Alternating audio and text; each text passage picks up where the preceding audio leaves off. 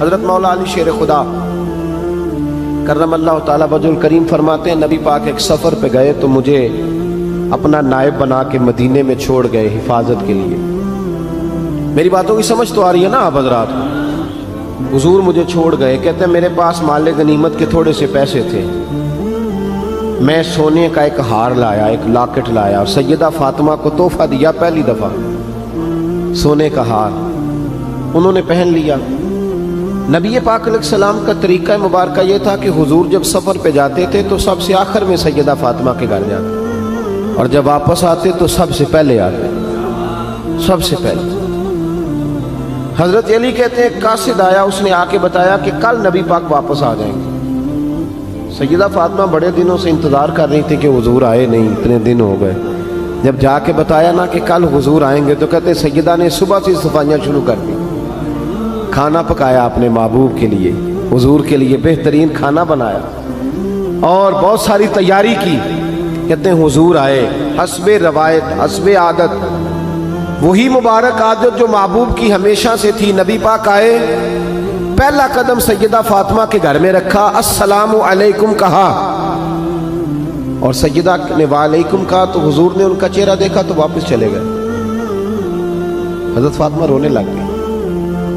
مولا علی شیر خدا کہتے ہیں میں گھر آیا تو بی بی صاحبہ زاروں قطار رو رہی. فاطمہ کیا ہوا؟ کالی پتہ نہیں, حضور سلام لیا واپس چلے گئے, ایسا کبھی ہوا ہی نہیں, پتہ تو کریں. شیر خدا کہتے ہیں میں مسجد میں گیا تو نبی پاک بھی ایک کونے میں بیٹھ کے رو رہے. میں نے کہا یا رسول اللہ آپ یہاں رو رہے ہیں, فاطمہ وہاں رو رہی ہے, بات کیا ہے؟ تو نبی کریم علیہ السلام نے فرمایا وہ میری بیٹی ہو کے سونا پہنتی ہے. اگر فاطمہ بھی سونے سے پیار کرے گی تو امت کی غریب بیٹیاں کدھر جائیں گی؟ وہ بھی سونا پہننے لگ گئی ہے. وہ بھی اگر یہ کام کرے گی تو غریبوں کی بچیاں کس کے طریقے پہ چلیں گی؟ وہ بھی سونا پہنتی ہے. حضرت علی کہتے ہیں میں نے کہا یا رسول اللہ انہوں نے نہیں پہنا, وہ تو میں نے لا کے دیا ہے, انہوں نے خواہش نہیں کی. تو محبوب نے فرمایا اسے جا کے بتاؤ. حضرت فاطمہ الزہرا رضی اللہ تعالی عنہا کو جا کر کے بتایا گیا کہ محبوب پاک تو اس بات سے آپ سے ناراض ہیں. حضرت فاطمہ نے اسی وقت سونا اتارا, کہا علی جو مدینے میں سب سے غریب گھر ہے اسے دے آ جا کے. بھائی نبی پاک نے انہیں سادگی میں رہنا, پاکیزگی میں رہنا سکھایا, انہیں حسن سکھایا, انہیں عبادت سکھائی. نبی پاک علیہ السلام, یہ تو ساری دنیا بیان کرتی ہے کہ امام حسین نبی پاک کے کندھے پہ بیٹھ جاتے تھے سجدے کے عالم میں تو 72 تسبیحیں حضور پڑھتے تھے. پتہ ہے حضور سکھاتے کیا تھے؟ نبی پاک امام حسین کو سجدہ کرنا سکھا رہے تھے. حضور سجدہ کرنا سکھا رہے تھے, سجدہ کرنا.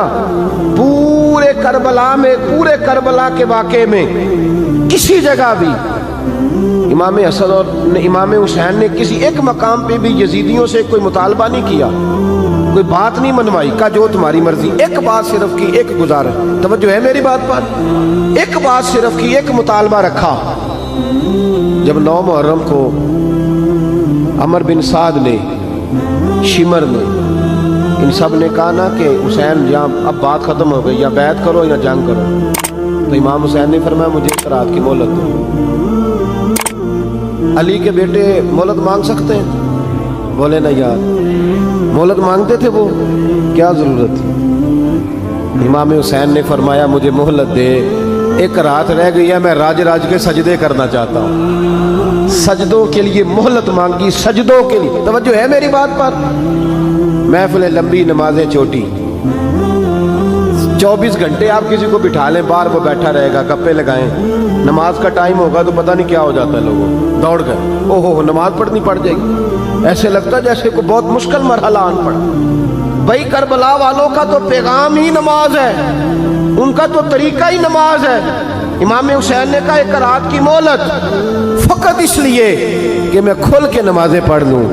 ساری رات بڑی باتیں تھی نا, بڑی باتیں. سیدہ زینب سے دکھ سکھ کر سکتے تھے ساری رات, امام زین العابدین کو بڑی باتیں بتا سکتے تھے, بڑا کچھ ہو سکتا تھا. لیکن امام زین العابدین کہتے ہیں ساری رات حسین ابن علی نے سر سجدے سے نہیں اٹھایا.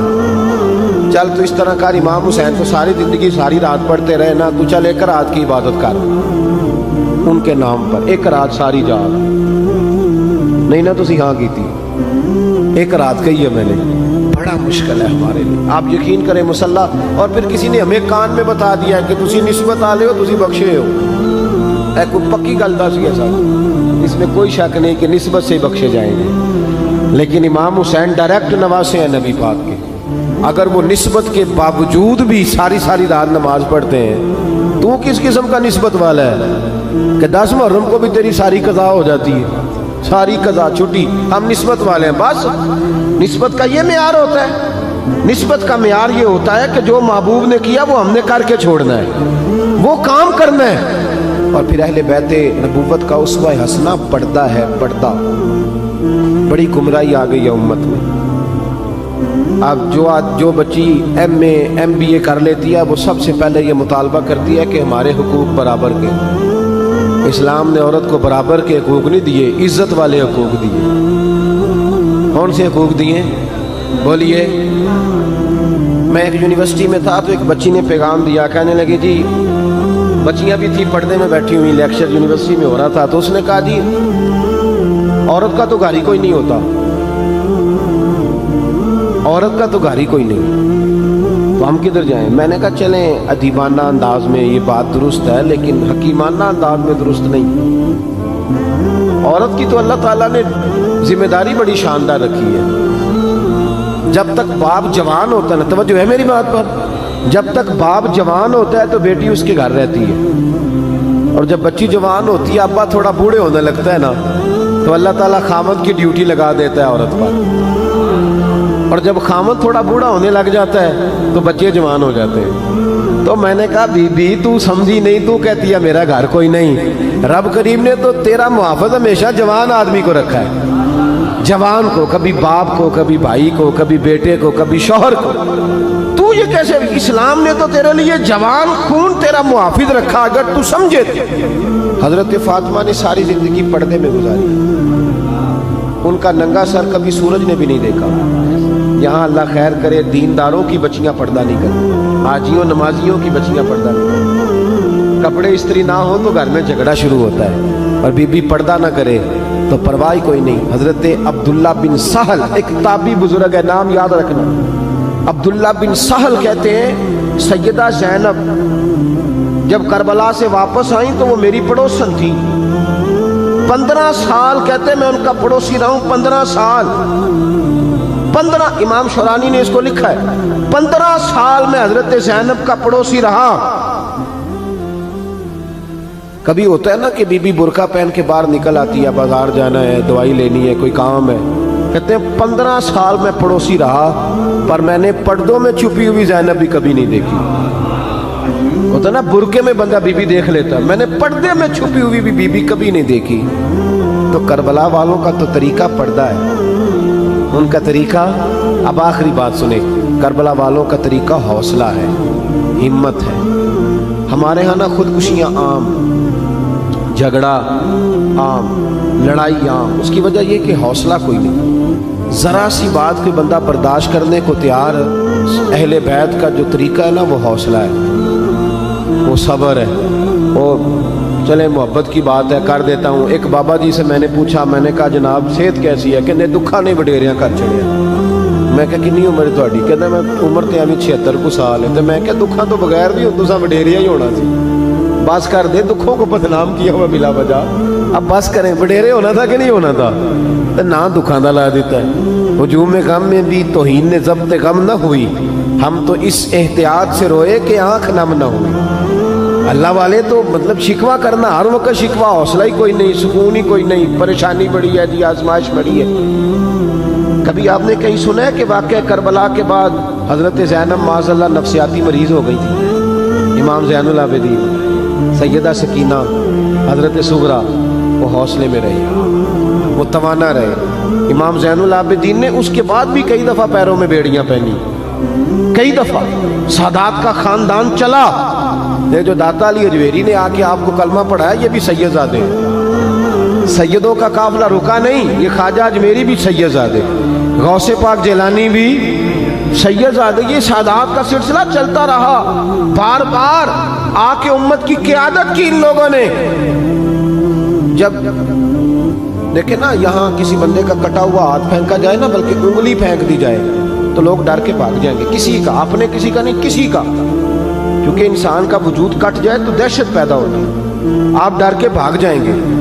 امام حسین کا کٹا ہوا سر، توجہ ہے میری بات پر، ذرا غور کرنا، بندے کا سر کٹ جائے، ہم سنتے ہیں بات پر غور نہیں کرتے، دھاڑ ان کا پڑا تھا کربلا میں، کٹا ہوا سر، زلفیں، پگڑی، کٹا ہوا سر نیزے پہ، آگے آگے سر جا رہا ہے، پیچھے سیدہ زینب جا رہی، با پردہ یزید کے دربار میں پہنچی، بی بی صاحبہ پردے میں بیٹھ گئی، یزید کہنے لگا دیکھ لو اللہ نے مجھے عزت دی اور میرے دشمنوں کا معاذ اللہ کیا حال ہوا۔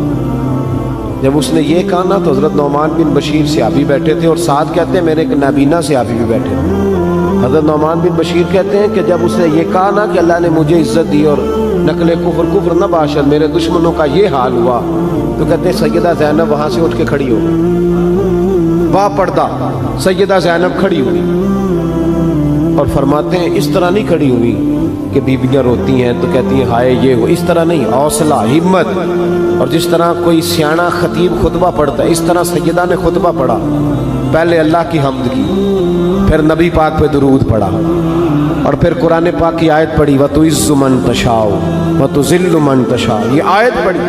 کہتے ہیں سیدہ کی آواز میں وہ روب تھا، وہ گرج تھی، وہ وقار تھا، وہ اطمینان تھا کہ وہ نابینا صحابی میرا گھٹنا ہلا کے کہنے لگے نعمان علی آ گئے ہیں دربار میں، علی آ گئے ہیں، جبریل امی بول رہے ہوں جیسے، حکمت کے گوہر رول رہے ہوں جیسے، دربار دمشق میں بی بی زینب کا خطاب منبر پہ علی بول رہے ہوں جیسے۔ کہ یہ تو حضرت علی کی آواز، علی آ گئے کیا، علی آ گئے۔ سیدہ زینب فرمانے لگی یزید تیری حکومت ہے تو کہتا ہے کہ اللہ نے تجھے عزت دی، ذرا وقت بدلنے دے، ذکر تیرا بھی ہوگا پر تجھ پر لوگ لعنت برسائیں گے، اور جب میرے حسین کا ذکر ہوگا تو خطیب جمعے کے خطبے میں ذکر کیا کریں گے، خطبوں میں میرے نام۔ بھائی حوصلہ پیدا کرے زندگی میں، ہمارے اندر حوصلہ نہیں رہا، حوصلہ نہیں، توانائی نہیں، ذرا ذرا سی بات پہ ہم بگڑتے ہیں، ناراض ہوتے ہیں، اپنی طبیعتوں کو اکٹھا کریں۔ پہلا سبق یہ عرض کیا ہے کہ اہل بیت سے پیار کریں، بحث چھوڑ دیں، صحابہ سے پیار کریں اور بحث، نبی پاک کا میلاد منائیں اور بحث کرنی چھوڑ دیں۔ اور دوسری بات یہ کہ اہل بیت کا طریقہ فقر و فاقہ ہے، ان کا طریقہ سخاوت ہے، ان کا طریقہ پردہ ہے، ان کا طریقہ عبادت ہے، ان کا طریقہ حوصلہ ہے، حوصلہ مند زندگی گزاریں، توانائی والی زندگی۔